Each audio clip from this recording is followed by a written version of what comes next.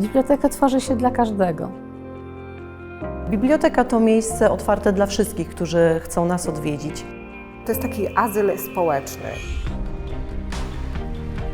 Jeśli ma być czytelnictwo modne, no to również te miejsca, do których my przychodzimy, czy do których przychodzą czytelnicy, ono powinno zachęcać tych czytelników.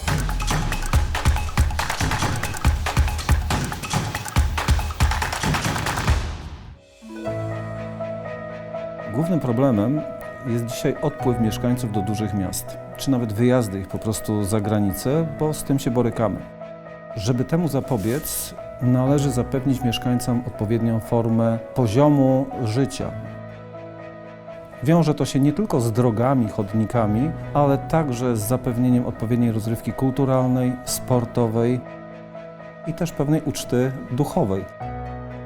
Inicjatorem tej rewolucji, która dokonała się w naszej gminie, była biblioteka.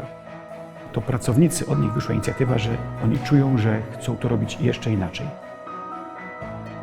Nam się wydawało, że my, bibliotekarze, zawsze wymyślimy coś fajnego, a trzeba wsłuchiwać się w potrzeby czytelników. Zapytaliśmy się ludzi, zapytaliśmy się naszych mieszkańców, czy takie miejsce w ogóle jest im potrzebne.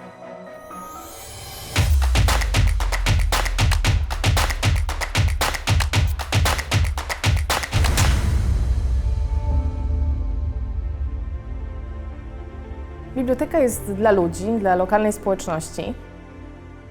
Natomiast szansą na to, żeby stworzyć przestrzeń nową, zmodernizowaną, nowoczesną, odpowiadającą wyzwaniom współczesności, jest udział w infrastrukturze bibliotek, czyli priorytecie drugim Narodowego Programu Rozwoju Czytelnictwa 2.0 na lata 2021-2025. Można uzyskać dofinansowanie na budowę, przebudowę, modernizację, rekonstrukcję i adaptację bibliotecznego obiektu budowlanego. Program Infrastruktura Bibliotek to jest taki program, dzięki któremu zbudowano, przebudowano, zmodernizowano 500 bibliotek. Bibliotek głównych, filii bibliotecznych, przede wszystkim w małych miejscowościach. Niezwykle istotne jest właściwe, dobre rozpoznanie potrzeb czytelników i użytkowników. Nie tylko tych dotychczasowych odbiorców, ale może przede wszystkim tych, którzy z oferty bibliotecznej jeszcze nie mieli okazji skorzystać. Do konsultacji, do zbierania pomysłów od mieszkańców wykorzystywaliśmy w zasadzie każdą nadarzającą się sposobność. Czy to była na przykład Noc Muzeów, która była organizowana przez nasze Muzeum Regionalne, a w tym czasie my otworzyliśmy kamienicę dla zwiedzających, wpuściliśmy tutaj ludzi, którzy bardzo chętnie chcieli te przestrzenie zobaczyć, które tutaj były. I też wszędzie mieliśmy porozstawiane tak zwyczajnie po prostu flipcharty, na których można było zapisać, co bym w takim miejscu chciał zrobić. Podczas konsultacji społecznych okazało się, że młodzież chciała przede wszystkim jakieś miejsce dla siebie, gdzie będzie mogła spotkać się, żeby pograć na przykład w gry. Osoby starsze chciały mieć jakieś miejsce z widokiem na plac rynkowy, gdzie będą mogły usiąść z książką, pooglądać sobie przechodzących ludzi, poczytać, spędzić czas. Ja podpatrując, jeżdżąc po Polsce i obserwując biblioteki, które powstawały i nie tylko w Polsce, czasami za granicą mi się udawało też, wyłapywałem też pewne niuanse, takie ciekawostki, że ludziom brakuje takiej przestrzeni, czasami komfortu, żeby się wyłączyć. Jeździliśmy po festiwalach fantastyki, po festiwalach komiksów i gier, obserwowaliśmy, czym interesuje się szczególnie młodzież, rozmawialiśmy z firmami działającymi na rynku nowoczesnych technologii.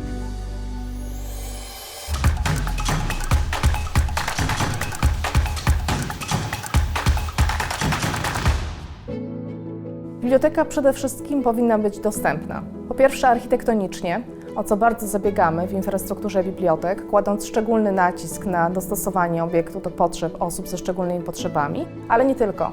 Powinna być przestrzenią bezpieczną, otwartą, inspirującą. Nieraz spotkałem się z sytuacją, kiedy pojawiał się projektant, który miał swoją wizję i nie słuchał lokalnych bibliotekarzy i z tego potem wychodzą koszmarki.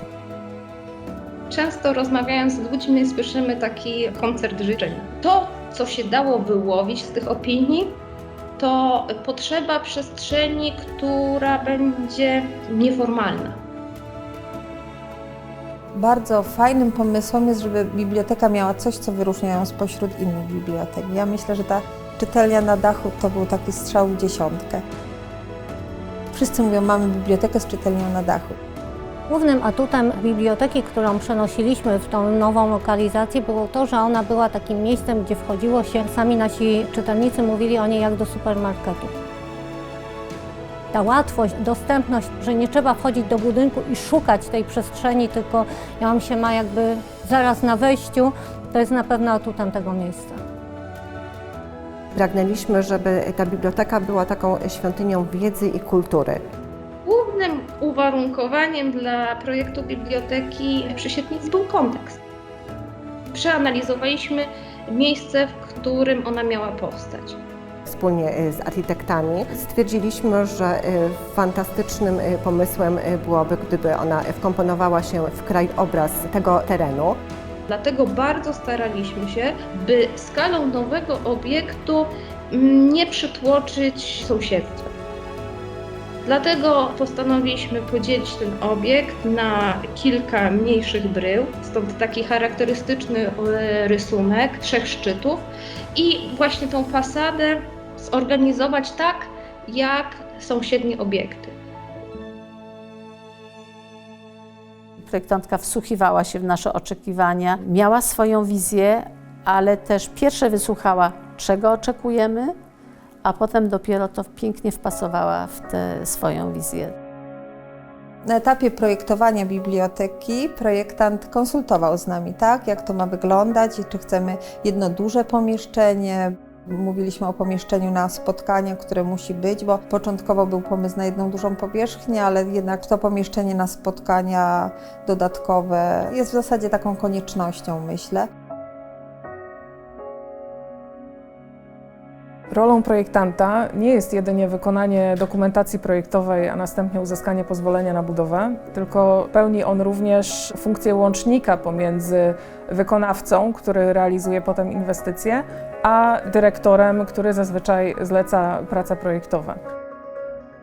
Przy realizacji inwestycji niezwykle ważny jest nadzór autorski pełniony zazwyczaj przez autora dokumentacji czy też innego architekta, który czuwa nad tym, żeby inwestycja została zrealizowana zgodnie z oczekiwaniami inwestora oraz przyszłych użytkowników. I częstą praktyką tutaj w tym celu jest oszczędzanie na materiałach wykończeniowych. Ponieważ każdy wykonawca chce, żeby budynek został wykonany dobrze, ponieważ musi dać na to swoje dzieło gwarancję, więc bardzo ważne są dla niego instalacje, wszystkie izolacje, wszystkie elementy, które praktycznie nie są widoczne dla przyszłych użytkowników.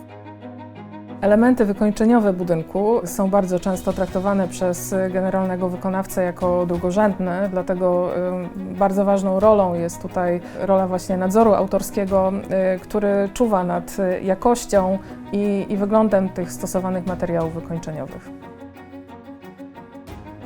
Na początku zawsze były oszczędności, ale potem się okazywało, że czasem to, co zostało wycięte, trzeba było tak czy tak potem zrobić. Nie można tutaj iść zbyt minimalistycznie. Dzisiaj po prostu ludzie potrzebują, jak chcą się spotkać, to musi być przestrzeń w jakiś sposób wyjątkowa.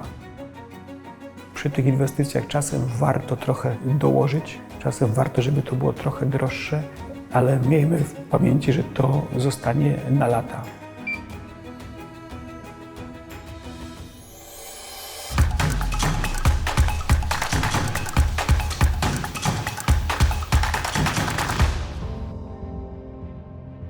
Dobra inwestycja musi mieć pewne fundamenty.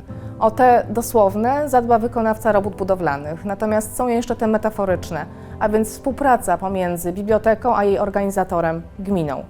Powodzenie każdej inwestycji musi się zasadzać na wspólnym poczuciu celowości prowadzenia działań i prowadzenia inwestycji w infrastrukturę biblioteki. Biblioteka powinna móc korzystać z doświadczenia pracowników Urzędu Gminy czy Urzędów Miasta, szczególnie w kwestiach formalno-prawnych, ale jednocześnie samorząd powinien być świadomy i chcieć wysłuchać oczekiwań, potrzeb bibliotekarzy i bibliotekarek, a także korzystać z ich wiedzy i doświadczenia. Burmistrz wielokrotnie podkreślał, że po wybudowaniu dróg, wybudowaniu oświetlenia przyszedł czas na kulturę, bo bez kultury ludzie się nie rozwijają, bo bez kultury nasze miasto przestanie funkcjonować i przestanie być miejscem, w którym chcemy mieszkać. Rola samorządu w realizacji tego typu inwestycji jest ogromna i bardzo ważna, nieoceniona, ponieważ jeżeli nie będzie współpracy między bibliotekarzami a włodarzami miasta, burmistrzem, radą miasta, inwestycji po prostu nie będzie, bo potrzebne są finanse. Niewątpliwie najważniejszą rolą samorządu było po pierwsze zapewnienie finansowania i otwarcie się na dyskusje i na potrzeby zgłaszane przez środowisko bibliotek. Duży wkład własny z gminy znacznie zwiększył szanse biblioteki na zdobycie dofinansowania z Instytutu Książki. To bardzo nam pomogło. To nie tylko to, że samorząd zabezpieczy wkład własny do projektu, ale to, że pomaga bibliotece w sprawach związanych z zamówieniami publicznymi.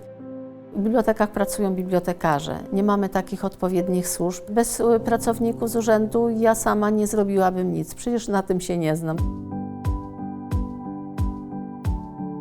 I wsparcie, przede wszystkim wsparcie i normalne traktowanie człowieka jako partnera do rozmowy, a nie, że przychodzi i męczy.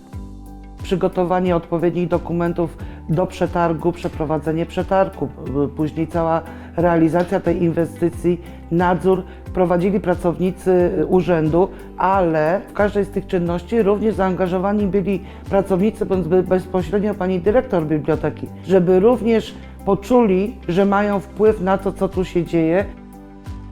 Zrobiliśmy tak dlatego, że pracownicy urzędu mają większe doświadczenie w przygotowywaniu różnego rodzaju wniosków o dofinansowanie, różnego rodzaju załączników, sporządzanie symulacji finansowych. I praktycznie przez te 4 lata tej inwestycji więcej czasu spędzałam z pracownikami urzędu jak ze swoimi. To jest ciężki kawałek chleba i też jakby brak znajomości potem pokutuje. Ale to też fajnie, żeby samorząd umiał i chciał wspierać, żeby podpowiadał. To jest podstawa, żeby mieć też mądrych ludzi wokół siebie, którzy będą chcieli pomagać. Obecnie znajdujemy się w takiej sytuacji budżetowej, że wiele samorządów w Polsce musi ciąć wydatki. W Gostyniu realizowana będzie inwestycja mediateki, głównie dlatego, że udało się pozyskać dofinansowanie zewnętrzne w ramach infrastruktury bibliotek. Na szczęście mamy tutaj taką politykę z panem burmistrzem polegającą na tym, że jeśli dana instytucja gminna pozyskuje środki zewnętrzne, to gmina stara się zabezpieczyć wkład własny i w tym przypadku tak się udało, więc realizujemy mediatekę, która powstanie do połowy 2023 roku. Będzie ozdobą Gostynia i okolic.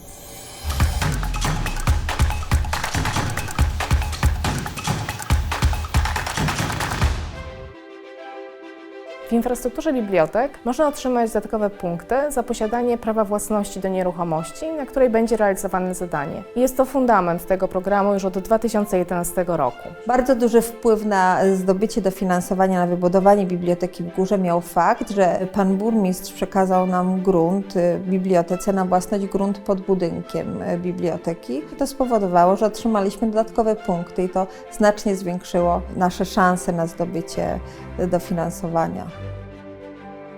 My startowaliśmy wcześniej 2, 3 razy do infrastruktury, ale nie udało nam się zdobyć odpowiedniej liczby punktów właśnie dlatego, że nie mieliśmy aktu własności budynków, które chcieliśmy w ramach infrastruktury wyremontować. Nie ukrywam, że pewną inspiracją do tego była chęć uzyskania dodatkowych punktów w konkursie Instytutu Książki, więc to było chyba taki najbardziej przeważający element. Niemniej jednak warto było zaufać, bo dzięki temu dotacje uzyskaliśmy i zadanie zostało zrealizowane. To jest bardzo pomocne, bo to też jest wyraz dużego zaufania moich władz do mnie, że wiedzą, że to faktycznie będzie mądrze wykorzystane. Z jednej strony, przekazując grunt bibliotece, zwiększamy swoje szanse na uzyskanie dofinansowania, a z drugiej strony w żaden sposób nie pomniejszamy majątku gminy. Instytucja kultury w postaci biblioteki jest naszą instytucją kultury. I nie życząc nikomu, zakładając jakiś bardzo czarny scenariusz i gdyby okazało się, że jednak musiałaby zostać zlikwidowana, to majątek biblioteki przejdzie na gminę, więc myślę, że żaden z samorządów nie powinien się bać takiego działania.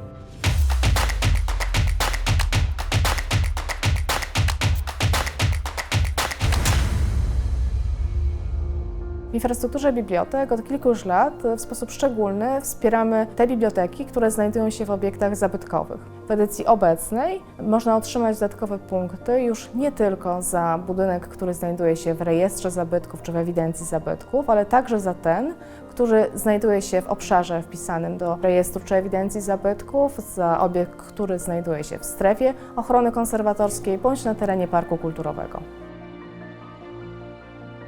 Nasza biblioteka funkcjonuje w zabytkowym budynku, który ma ponad 100 lat. No i oczywiście niesie to ze sobą i korzyści, no i trudności. Jeżeli chodzi o korzyści, myślę, że bardzo ważne jest to, że ten budynek ma w sobie jakąś historię, że tutaj zapisana jest historia ludzi, którzy tutaj mieszkali. Ja sama jak pierwszy raz weszłam do kamienicy, to od razu zakochałam się w tym miejscu. Ponieważ ono było bardzo zniszczone, to była stara kamienica, tutaj były jeszcze mieszkania, tutaj były pozostałości po różnych sklepach. Natomiast od razu jak się tu wchodziło, czuło się tutaj dobry klimat tego miejsca. Tu też historia wyglądała z każdego rogu i trochę nam ta kamienica już próbowała opowiedzieć swoją historię.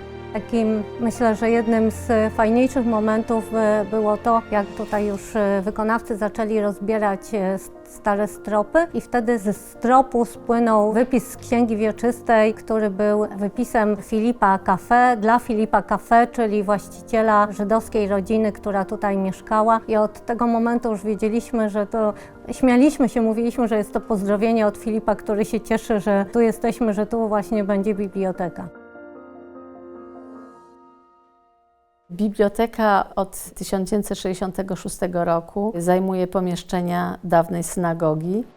W 2001 roku przeprowadziliśmy pierwszy generalny remont. Wtedy też odsłoniło się jedna ze ścian, pokazały się malowidła żydowskie.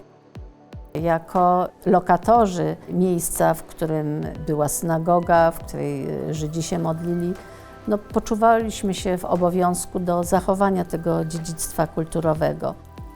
Dzisiaj mamy pięknie odnowione piwnice, w których zlokalizowana jest cała wystawa poświęcona historii bieckich Żydów. To, że kiedy mieszkańcy przychodzą odwiedzać naszą bibliotekę, to też poznają tę historię i jeszcze dodatkowo ich przez to edukujemy. Dzięki temu remontowi udało się wygospodarować taką przestrzeń regionalną, taki pokój regionalny, gdzie przechowujemy pamiątki właśnie po ludziach, którzy mieszkali w dawnej Ostrowi, mapy, jakieś pamiątki życia społecznego. Te obiekty zabytkowe, one opowiadają istotny rozdział z życia miasta bądź miasteczka. Więc z drugiej strony to wykorzystanie tego potencjału zabytków sądzę, że jest istotne dla mieszkańców, ponieważ oni sami w taki sposób pogłębiają i kultywują tą lokalną pamięć. Ja w ogóle nie wierzę w taką ogólnonarodową pamięć bez pamięci lokalnej. Od pamięci lokalnej zaczyna się wszystko.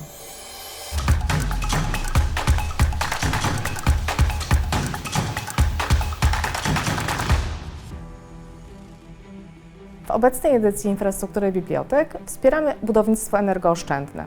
Zachęcamy jednak, ażeby we wnioskach, szczególnie w punktach dotyczących oceny strategicznej, wpisywać także inne innowacyjne czy ekologiczne rozwiązania.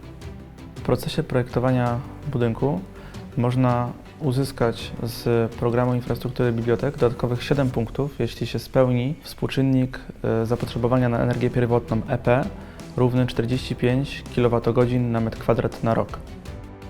To inwestor przy procesie projektowania i planowania inwestycji powinien zgłosić projektantowi instalacji sanitarnych, że jego budynek musi osiągnąć wskaźnik zapotrzebowania na energię pierwotną.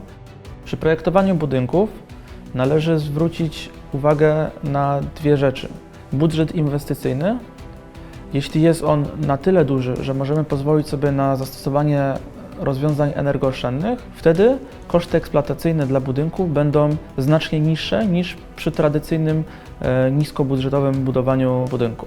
W zmodernizowanej przestrzeni biblioteki będziemy wykorzystywać również odnawialne źródła energii, między innymi energię solarną. Tutaj stawiamy na innowacyjną technologię, jaką są perowskity.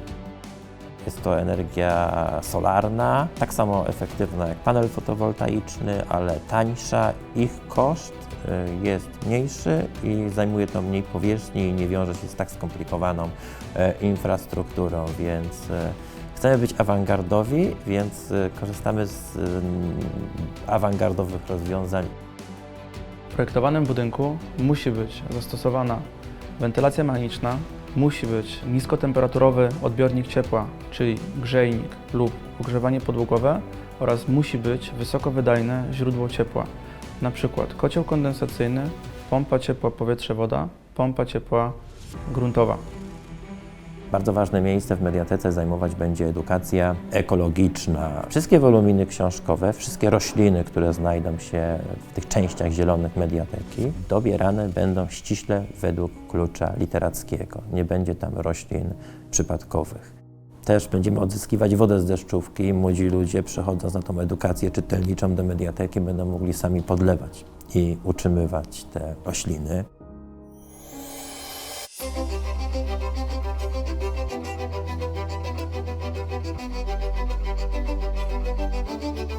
Dobra inwestycja to inwestycja adekwatna do potrzeb, oczekiwań, uwarunkowań.